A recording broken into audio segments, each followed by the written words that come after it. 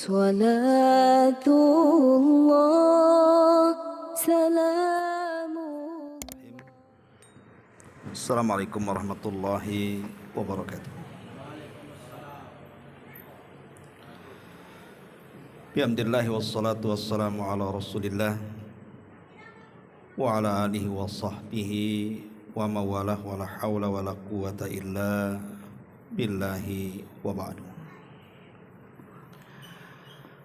Alhamdulillah, segala puja dan puji hanya milik Allah subhanahu wa ta'ala. Salawat dan juga salam kita hadiahkan kepada Rasul kita Nabi besar Muhammad sallallahu alaihi wa ala alihi wasallam. Ma'asyiral muslimin wal muslimat rahimakumullah. Alhamdulillah, di malam ini kita kembali duduk untuk bertalabul ilmi. Dan biasa kita mengkaji tafsir singkat dari surah-surah pendek dalam juz amma. Tapi malam ini kita akan membahas tema lain yang sederhana. Sebuah hadis yang dikeluarkan atau yang disahihkan oleh Syekh Nasiruddin Al-Albani rahimahullahu ta'ala dari hadis Abdullah ibnu Amr ibn Asin radhiyallahu anhu. Nabi sallallahu alaihi wasallam bersabda, "Inna fil jannati ghurafan yura zahiruha batinuha wa batinuha zahiruha." Sesungguhnya di sorga itu ada kamar-kamar yang sangat indah sekali, yang dapat dilihat dari dalam dan dapat juga dilihat dari luarnya. Ya, semacam mungkin kamar yang terbuat dari kaca, dan kamar itu berada di atas ketinggian, artinya di atas istana. Kemudian Nabi SAW ditanya, untuk siapa kamar-kamar itu? Kamar yang indah itu untuk siapa? Karena dari kamar itu seseorang yang berada di dalamnya itu mampu melihat seluruh pemandangan sorga. Kalau saya analogikan, kita berada di pila-pila yang ada di bukit-bukit, yang kalau kita nginap itu ngabisin uang, karena biasanya mahal kan gitu ya. Sebenarnya rumah di pila-pila itu biasa-biasa saja, sama juga dengan rumah kita. Cuman yang membedakan adalah view-nya, pemandangannya. Makanya asik orang-orang yang berada di pila, karena pandangan kita lepas melihat pemandangan yang indah. Ini di dunia. Macam mana pula di sorga? Tentu pemandangannya tidak pernah dilihat mata, didengar telinga, bahkan terlintas dalam pikiran manusia pun tidak bisa dibayangkan indahnya itu. Jadi Nabi SAW ditanya, untuk siapalah kamar-kamar itu wahai Rasul? Maka Nabi SAW mengatakan, liman atabal kalam. Pertama, bagi orang-orang yang kalau bicara itu selalu santun. Wa adama siyam. Yang kedua, bagi orang-orang yang suka melaksanakan puasa, baik wajib ataupun sunnah. Kemudian yang ketiga, wa it'amut ta'am, bagi orang-orang yang suka memberi makan. Kemudian yang keempat, wa shalla bil laili wan nasu niyam, dan bagi orang-orang yang salat di malam hari ketika manusia sedang tidur.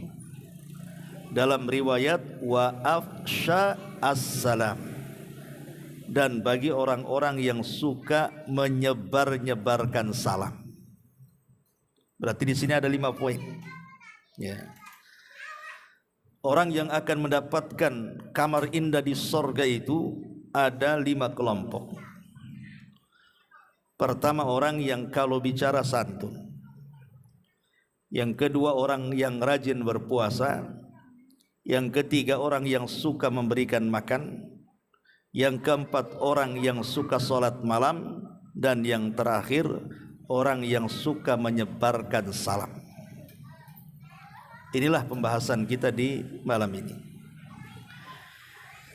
Ma'asyiral muslimin wal muslimat rahimani wa rahimakumullah. Tentu walaupun nampaknya ringan 3 masalah atau 5 masalah ini, tapi sebenarnya agak berat dilakukan. Pertama, bicara wa atabal kalam, orang yang lembut cara bicaranya. Ikhwatu fiddin, Islam ini agama yang sempurna, mengatur sampai kepada urusan bicara. Jadi dalam bicara itu Islam mengatur, ada adab-adabnya.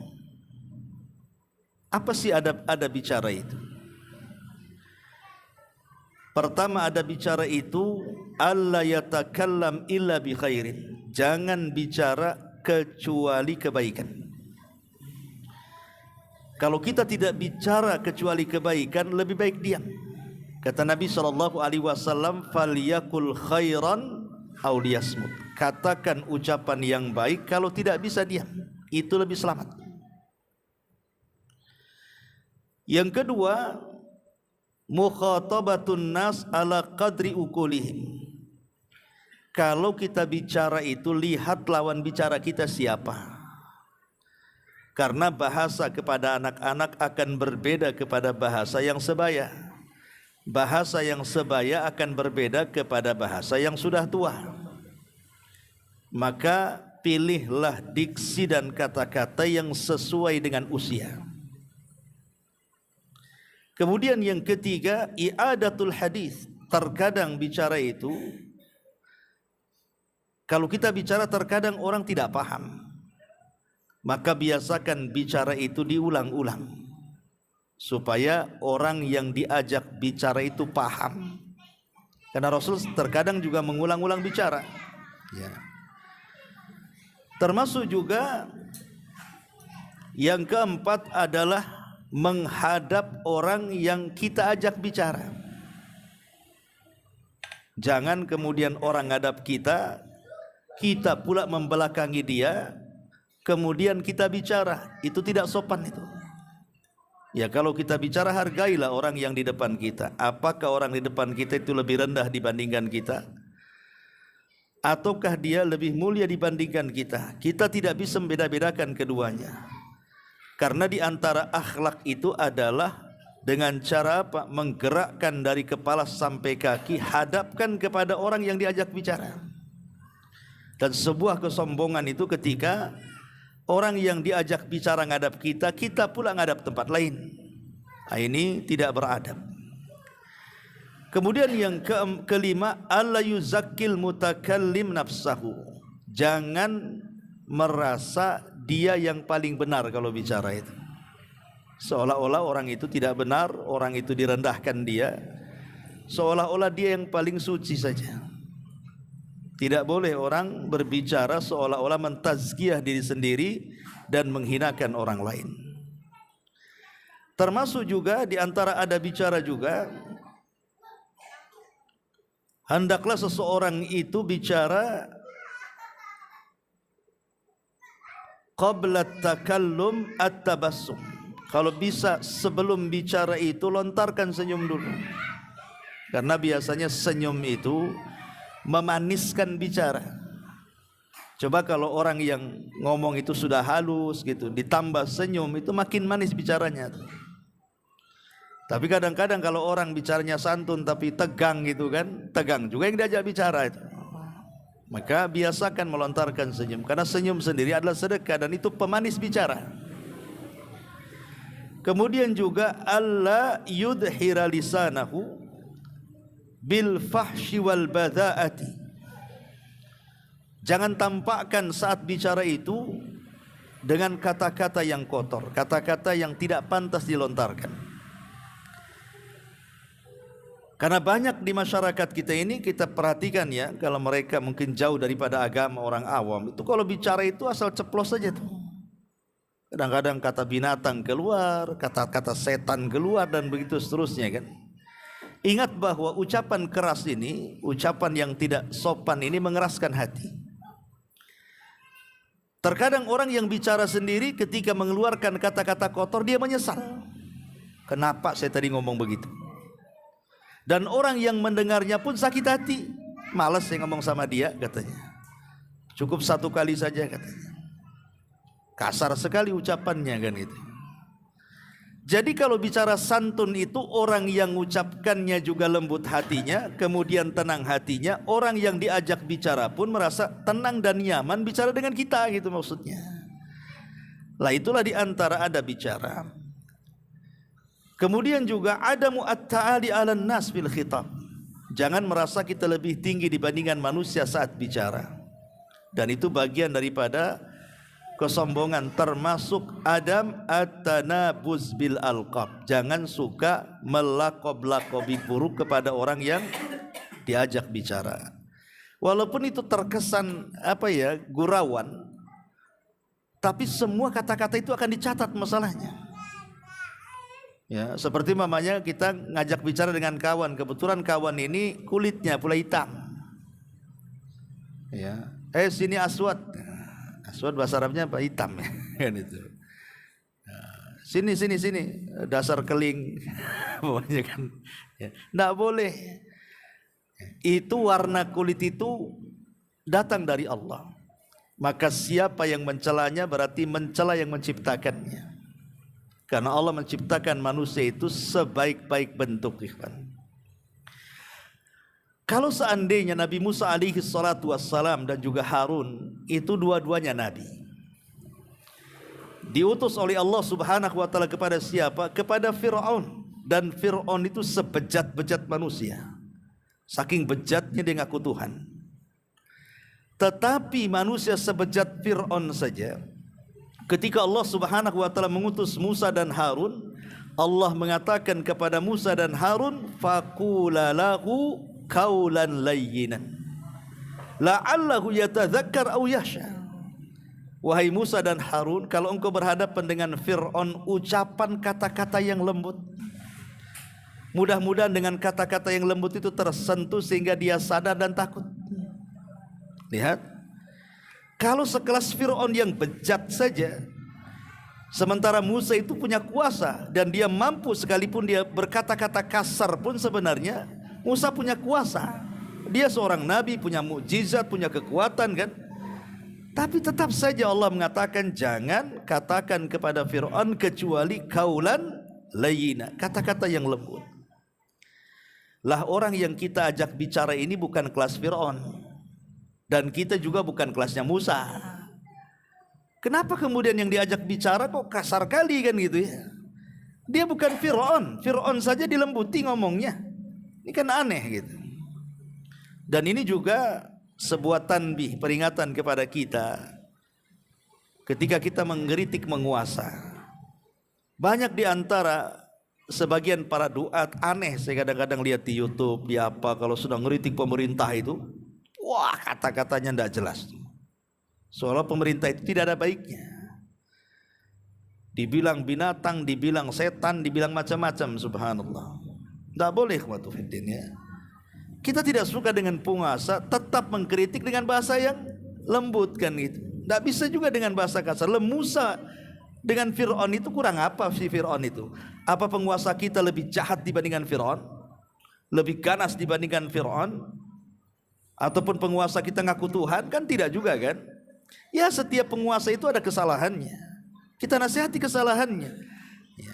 Tetapi yang jadi sorotan dalam Islam itu, kalaupun kita harus bicara, falyakul khairan. Cari diksi yang baik, yang lembut. Mudah-mudahan dia sadar. Karena Nabi SAW sendiri ditegur oleh Allah tuh. Walau kunta faddan ghalidhal qalbi lan faddu min haulik. Hei Muhammad, kalau kau kasar dalam dakwahmu tuh, Nggak ada orang yang mendekat kamu, mereka akan berpaling di sekitarmu.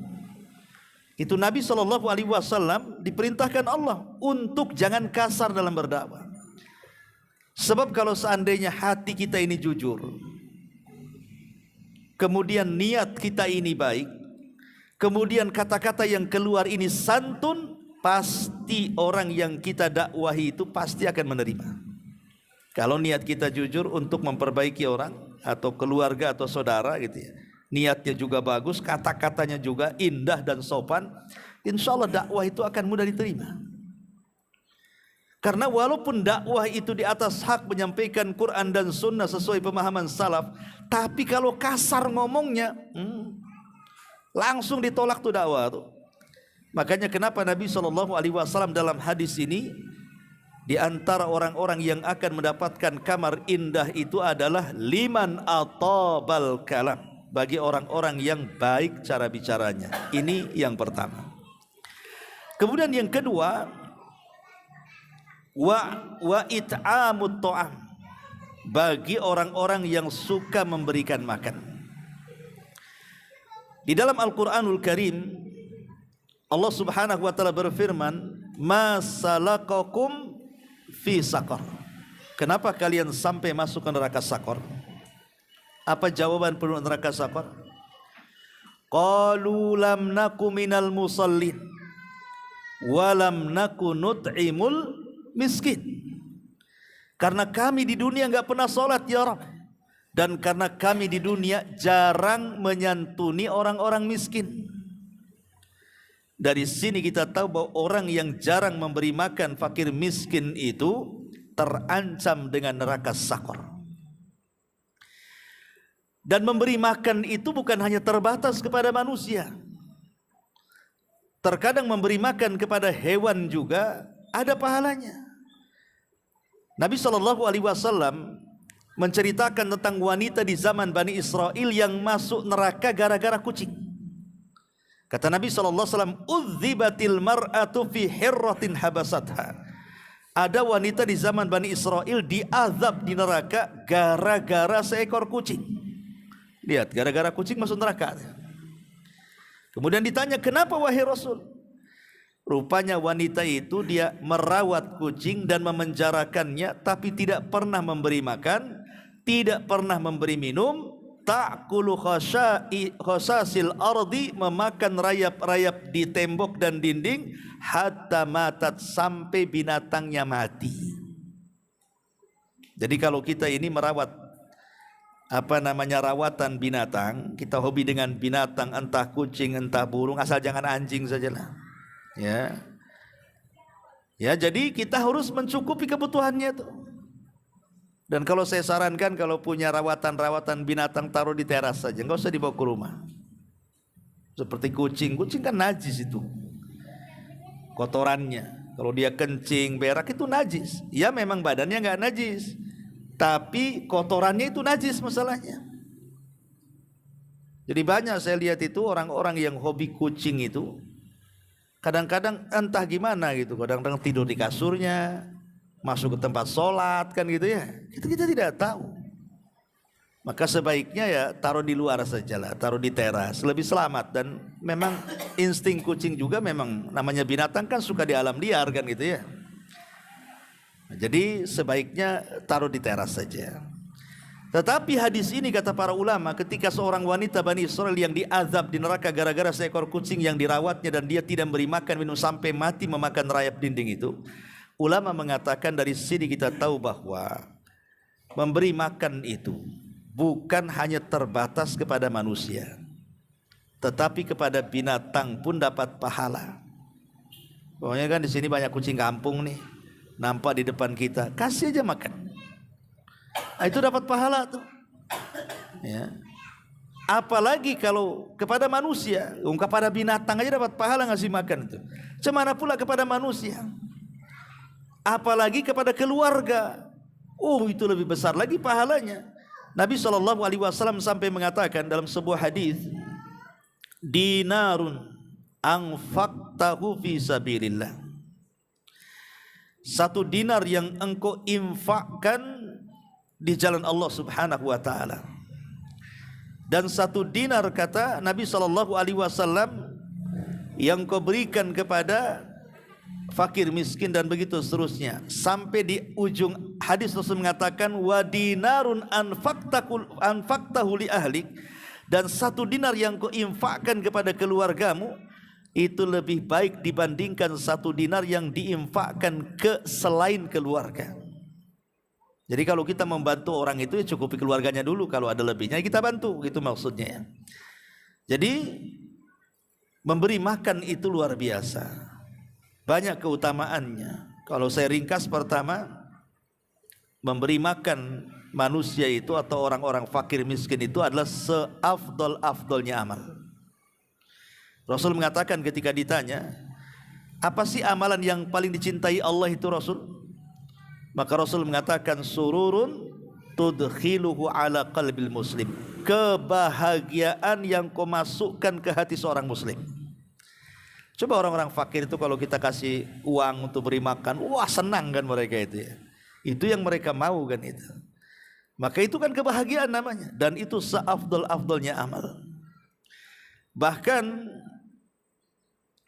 dijelaskan dalam sebuah hadis Nabi SAW bahwa memberi makan itu salah satu penyebab orang masuk surga. Rasul mengatakan dalam khutbah pertama itu pasca hijrah dari Mekah ke Madinah, Rasul kan singgah di Kuba. Kemudian Rasul berceramah di situ. Itulah ceramah pertama Rasul di Madinah tuh. Ayyuhan nas absus salama bainakum wa at'imut ta'am wasilu al arham wasallu bil nasi wan nasu niyam tadkhulul jannata bisalam, kata Rasul. Manusia, sebarkan salam, kemudian kasih makan, kemudian bersilaturahimlah, kemudian solatlah malam, maka kalian akan masuk surga dengan selamat, kata Rasul. Lihat bagaimana memberi makan itu salah satu hal yang bisa memasukkan ke dalam surga, dan itu bagian daripada iman. Kesempurnaan iman itu adalah mencintai saudaranya, baik kaya atau miskin. Ya, orang miskin dengan cara memberi makan mereka. La yu'minu ahadukum hatta yuhibba li akhi ma yuhibbu li nafsi. Tidak sempurna iman seseorang sampai bisa mencintai saudaranya seperti mencintai dirinya sendiri. Ini yang kedua. Wa it'amut ta'am. Kemudian yang ketiga, wa adamas siyam. Orang yang suka melanggengkan puasa. Ma'asyiral muslimin wal muslimat rahimani wa rahimakumullah. Sering saya katakan kepada antum bahwa puasa ini ibadah yang bisa dilakukan tiap hari. Hanya hari-hari tertentu saja yang tidak boleh puasa itu kan, seperti Id itu tidak boleh. Idul Adha orang makan sate antum puasa, ya tidak boleh lah kan itu. Idul Fitri orang lagi makan bertamu, kita pula puasa. Haram, tidak boleh berpuasa di 2 Id, Idul Fitri dan Idul Adha. Atau tidak boleh puasa itu menghususkan hari Jumat, khusus hari Jumat dia puasa, tidak boleh. Atau menghususkan puasa di hari Sabtu, tidak boleh, kecuali kalau sebelum dan sesudahnya puasa. Umpamanya dia puasa Daud, bertepatan hari Jumat, boleh. Puasa Daud bertepatan hari Sabtu, itu boleh. Tapi kalau menghususkan tak boleh. Artinya bahwa hari-hari yang dilarang puasa itu tak banyak, tapi kebanyakan semua hari dalam setahun itu boleh berpuasa kan. Karena puasa itu ada yang sifatnya harian, ada yang sifatnya pekanan, ada yang sifatnya bulanan, ada yang sifatnya tahunan.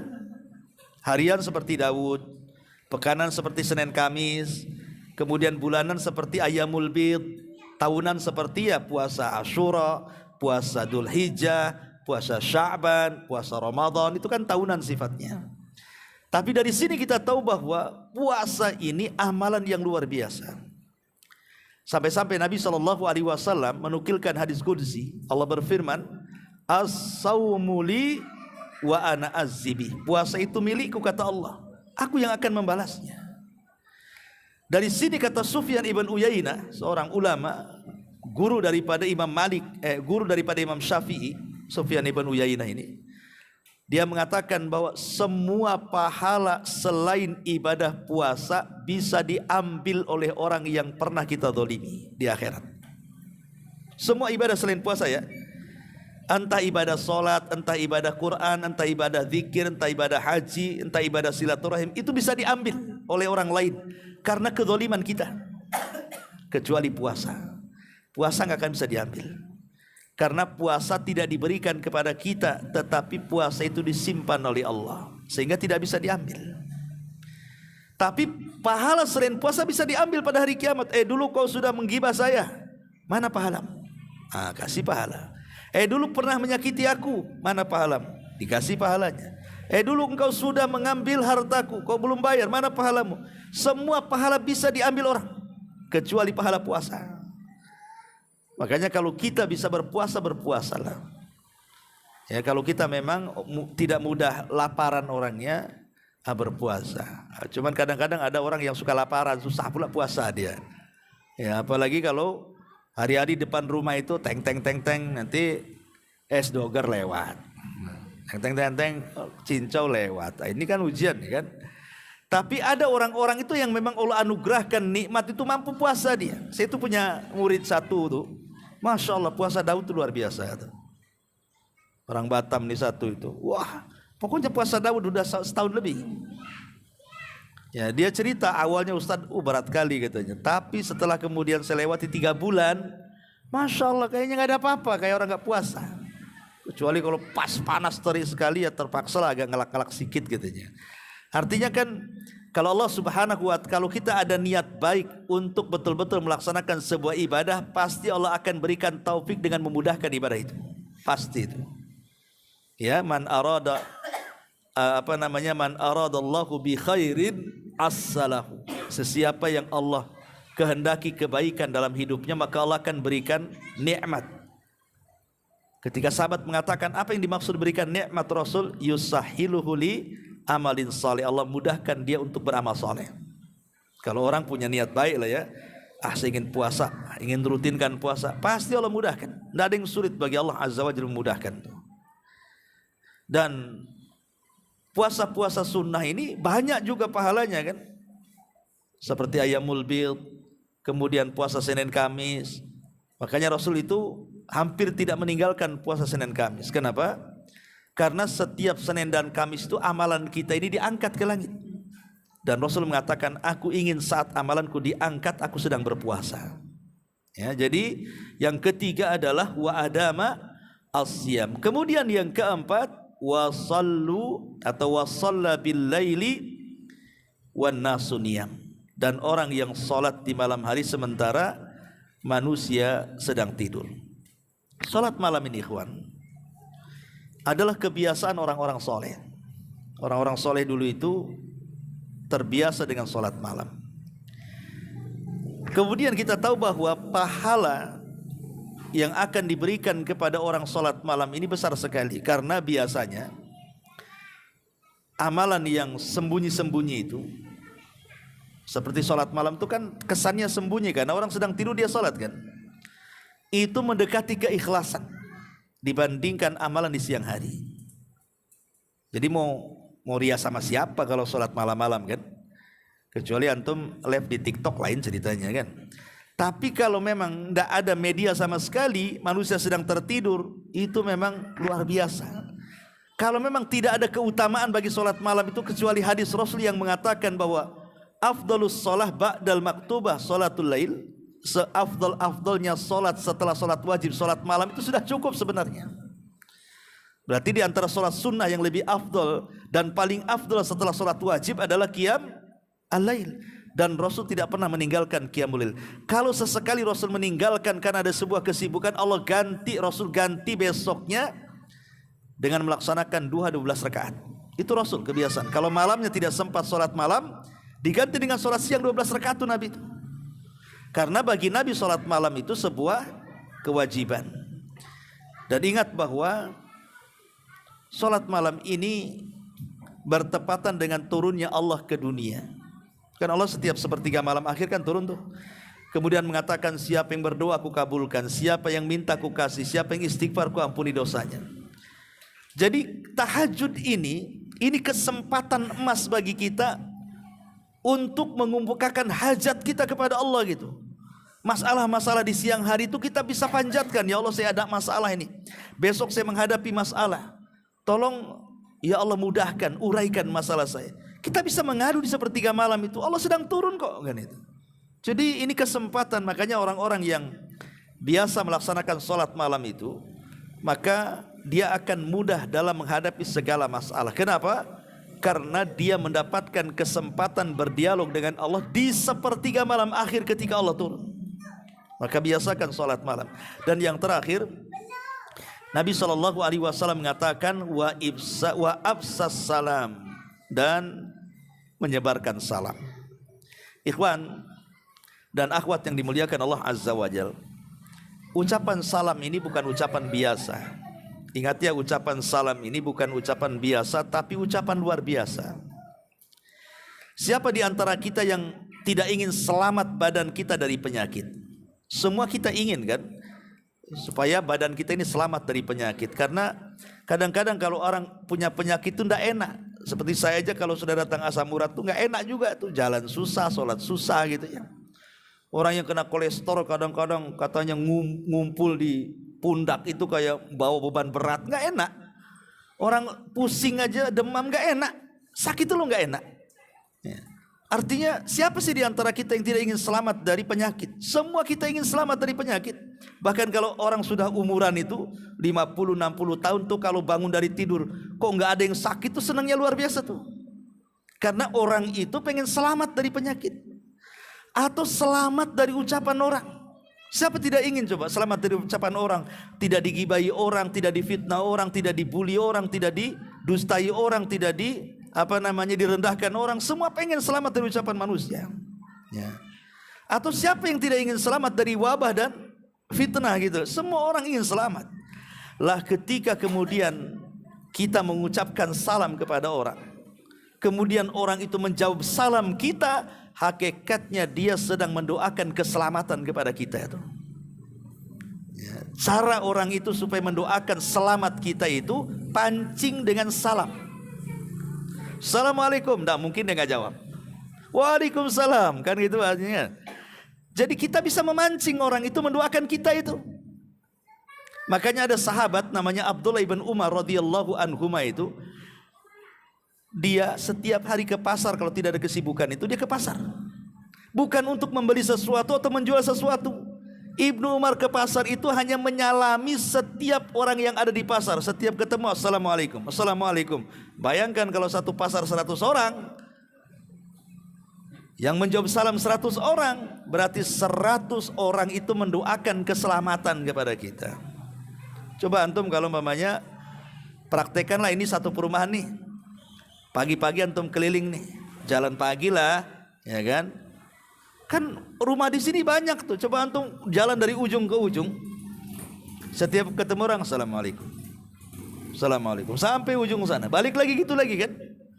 Ya. Lakukan setiap hari. Kalau nggak dianggap gila sama orang.